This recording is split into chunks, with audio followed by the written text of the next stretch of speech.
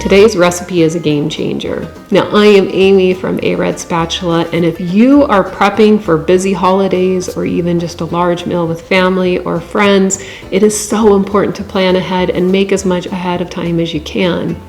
Now, I'm going to share the secrets behind this no-bake chocolate coconut pie that's a simple treat that allows you to plan ahead and enjoy the flavors of this homemade dessert without all the fuss of baking.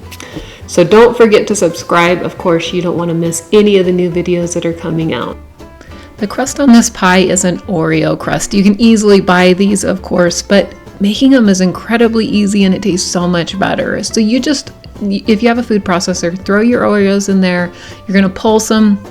If you don't have a food processor, put it into a Ziploc bag and roll it with a rolling pin until it's crushed.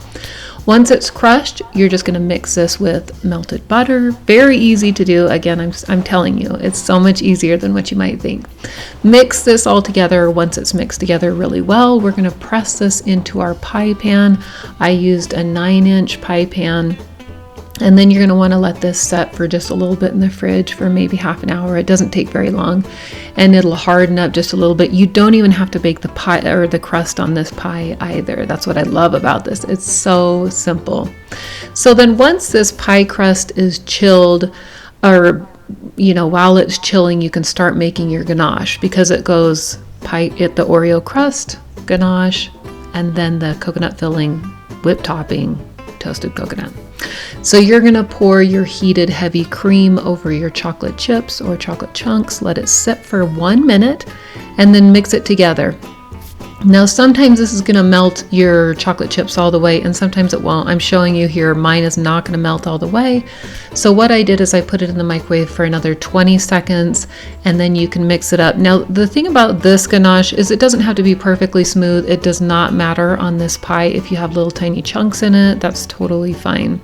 So mix this together until it's smooth, and then we're going to pull back out that pie crust that should be hardened just slightly, and we're going to line it with this chocolate ganache.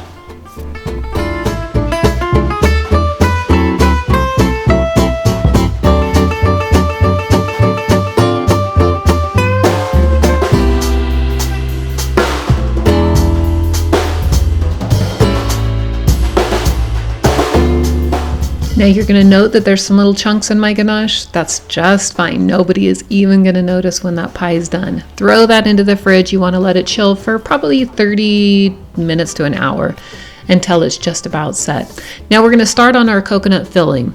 The thing about this is so easy because you use instant pudding mix. You add to it heavy cream, milk, coconut flavoring, coconut extract, whatever you want to call it, and then shredded coconut, and you're going to mix this together. Now, because of the heavy cream, it's going to set a lot firmer than what it normally does, which makes it perfect for a pie.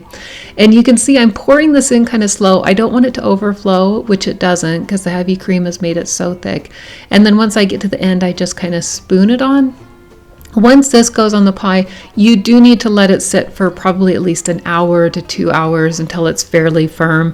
Then we're going to top with the whipped topping. Of course, you can whip your own, but I just use Cool Whip in mine just to save time, and I want to show you how easy this is. So you're going to spoon this on the top.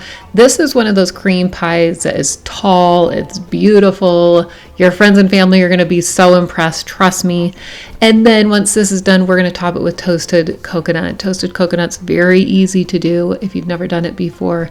You just put it into a small pan, heat it over medium heat until it's toasted. Keep an eye on it, because it burns really quick, but it also toasts quickly. Let it cool, put it on your pie. I recommend letting this sit for at least an hour. This is what makes it such a beautiful thing. When you're so busy, you can make this ahead of time. Then when you're ready to serve that next day, it is ready to go. And look at those layers in it. I promise you, this is the easiest pie, and you are going to love this. Don't forget to subscribe and leave your comments.